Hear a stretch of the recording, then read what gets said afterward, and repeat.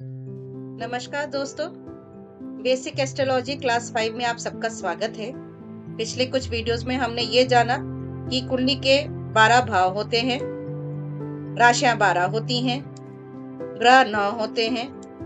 पहला घर प्रथम घर कहलाया जाता है, दूसरा द्वितीय भाव, तीसरा तृतीय भाव, चौथा चतुर्थ भाव, पांचवा पंचम भाव, छठा षष्ठेश भाव, सातवां सप्तम भाव, आठवां अष्टम भाव, नौवां नवम भाव, 10वां दशम भाव, 11वां एकादश भाव और 12वां द्वादश भाव कहा जाता है।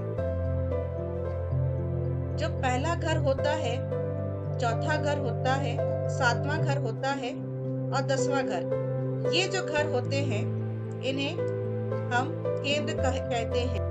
आप लोगों ने कई बार सुना होगा कि ये गुरु केंद्र में है, मंगल केंद्र में है, तो इसे ये 4 घर को केंद्र कहा जाता है। अब आप ऐसा जानिए कि इनको केंद्र क्या कहा जाता है। केंद्र मतलब सेंटर होता है। आप देखेंगे second house, third house, fifth house, sixth house, eighth house, ninth house, 11th house, 12th house, इन सब के जो बाउंड्रीज है ना, ये बाहर के आउटर लाइन से जुड़ी हुई हैं।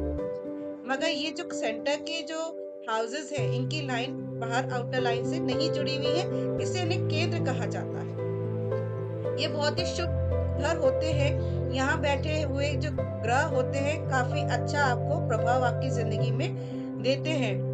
आइए, इस जैसे केंद्र होता है वैसे त्रिकोण के बारे में भी जानते हैं कि त्रिकोण भाव कौन से हैं कुंडली के। पहला घर, पंचम भाव, नवम भाव, ये त्रिकोण में आता है। देखिए, पहला घर आपने अगर देखा होगा तो केंद्र में भी आता है और त्रिकोण में भी आता है। तो पहला घर बहुत ही शुभ घर या शुभ भाव माना जाता है। इसे लगन भी बोलते हैं।